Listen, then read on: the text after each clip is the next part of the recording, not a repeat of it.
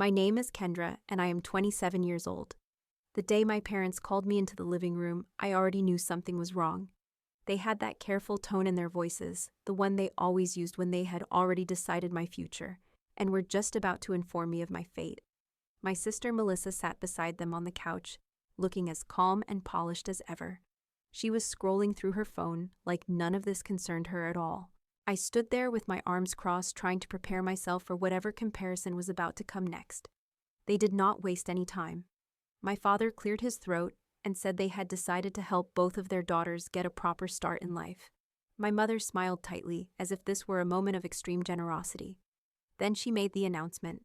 Melissa was getting a brand new apartment in the downtown area, a modern building with an elevator, a gym, and full security. My sister finally looked up and smiled, already picturing her perfect life there. Then my mother turned to me and said they were giving me a house. For half a second, a flicker of hope rose inside me.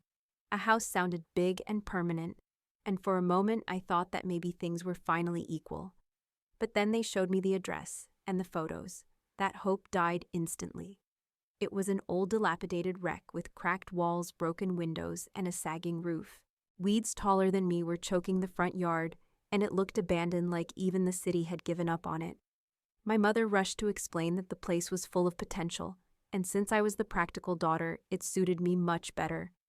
Melissa, she said, needed something safe and ready to move into. That was the moment those words burned themselves into my memory. My parents gave me a ruin, and my sister a palace. I wanted to scream that it was not fair, but years of being the reasonable daughter kicked in. I simply nodded and thanked them while I swallowed my pride.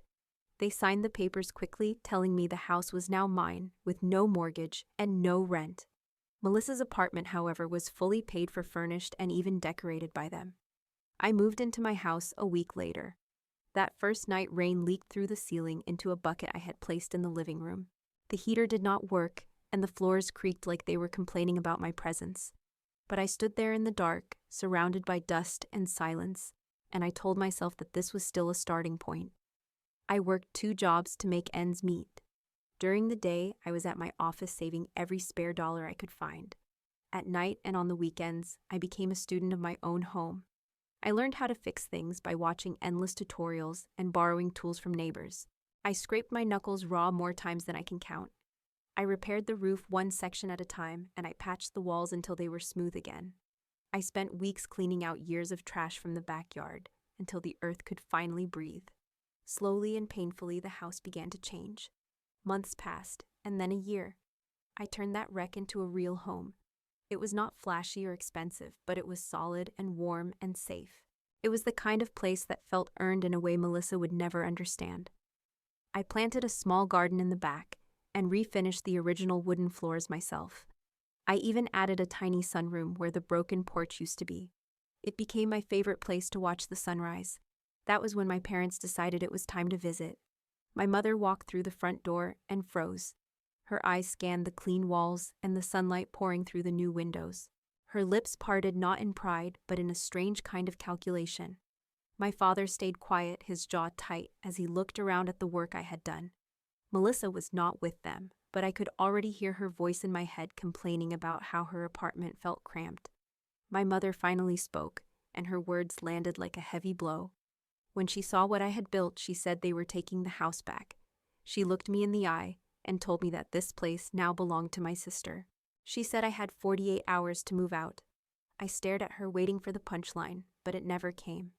She went on explaining how unfair it was that Melissa's apartment was too small compared to this, and how family assets needed to be rebalanced. She said it like it was logical, like it was the most obvious thing in the world. I reminded her that the house was legally mine, but she just waved that off. She told me paperwork could be handled, and that family comes first. My father avoided my eyes the entire time. That silence hurt more than any of her words. They had no idea that their greed was about to lead them straight into a wall they couldn't climb over. 2 days later, Melissa showed up exactly as my mother had ordered. She arrived with several boxes and a rental truck parked crookedly out front. Confidence was dripping from her every step as she walked up the path I had cleared with my own hands. She was already talking loudly on her phone about where her new couch would go and how she planned to repaint the bedroom because the current color was not really her style. Then she walked inside and stopped dead in her tracks. The color drained from her face completely. Her smile vanished, and her eyes darted from the walls to the floors and then to the windows.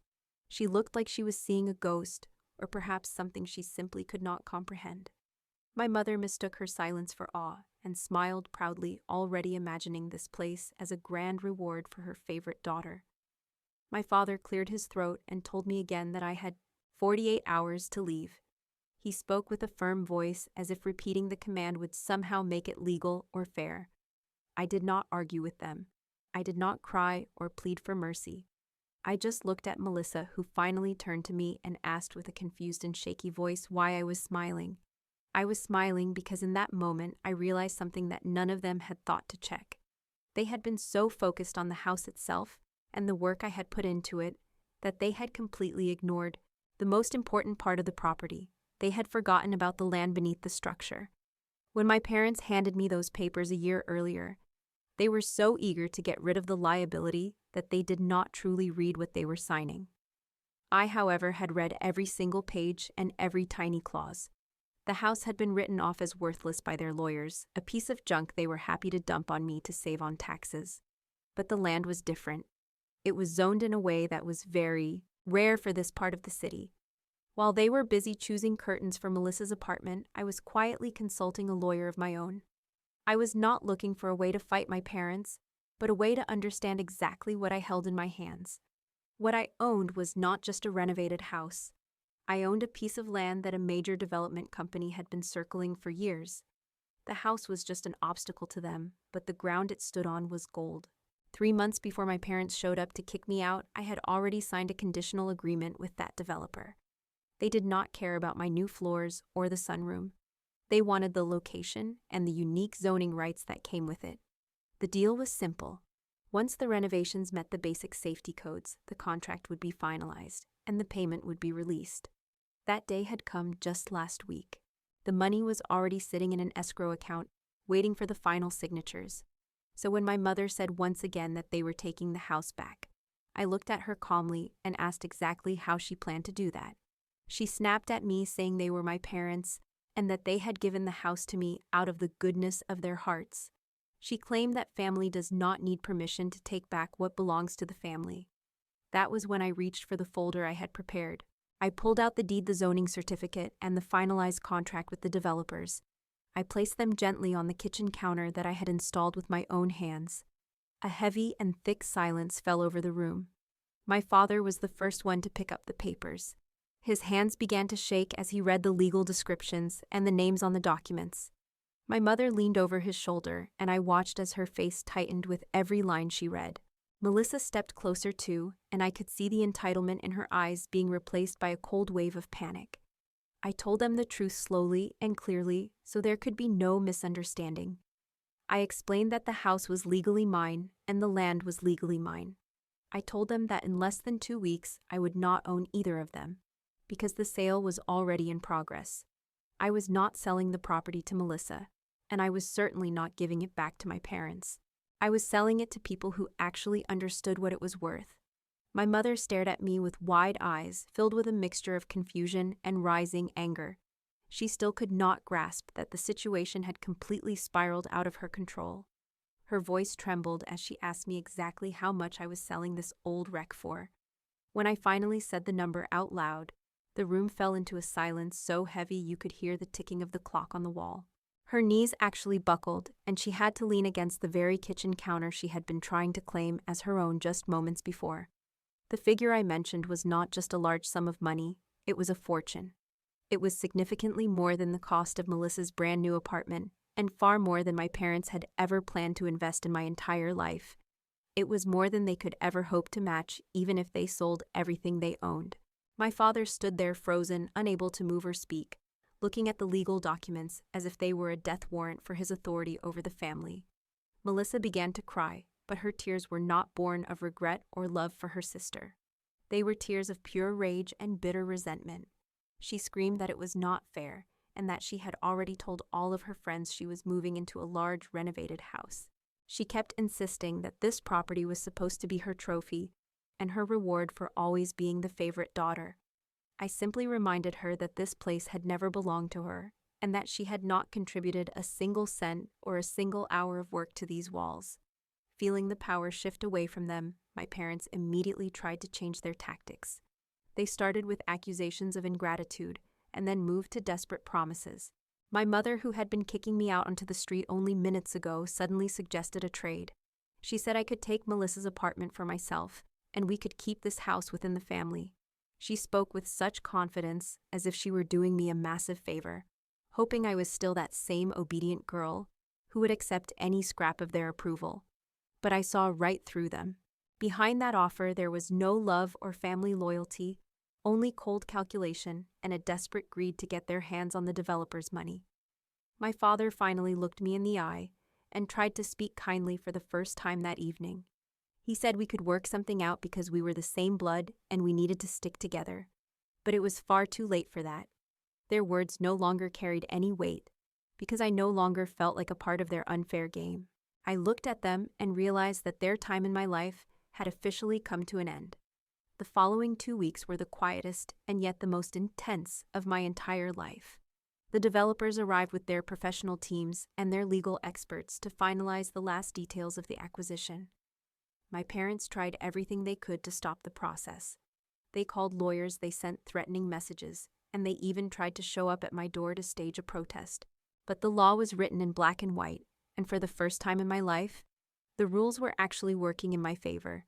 They had handed me the deed with their own hands, and that was a mistake they could never take back.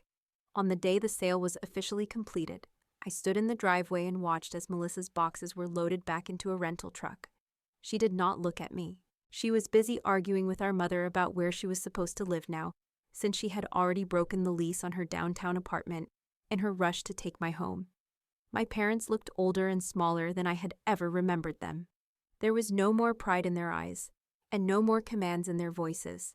They realized that they had not only lost a valuable piece of land, but they had lost the daughter who had always been their safety net. I watched from the sidewalk as the heavy machinery moved in a few days later. I saw the house I had rebuilt with my own blood and sweat being torn down to make way for something new. I thought I would feel sad, but all I felt was a profound sense of relief. That house had been my prison when it was a wreck, and it had been a target when it was beautiful. By letting it go, I was finally letting go of the need for my parents' validation. I was no longer the daughter who accepted the scraps. I was the woman who had built her own foundation from the very ground up. With the money from the sale, I bought a beautiful home of my own in a quiet part of the city. It was a place I chose for myself on my own terms, without any hidden agendas or family strings attached. There were no more leaks in the ceiling and no more creaking floors that whispered of unfairness. I filled the rooms with things I loved, and I surrounded myself with people who valued me for who I am, rather than what I can do for them. I finally had the peace I had been searching for since I was a little girl. Months later, I heard through a distant relative that my parents were forced to sell Melissa's apartment. They needed the money to cover the debts they had accumulated and to pay for the legal fees from their failed attempt to sue me. It was a strange and poetic way for things to balance out. I did not celebrate their downfall, but I did not offer to help them either. I am telling you this because stories like mine are not really about revenge. They are about the moment you realize that being underestimated is actually a secret power. If you are ever given less than you deserve, remember that sometimes the very thing people look down on is the key to your greatest victory.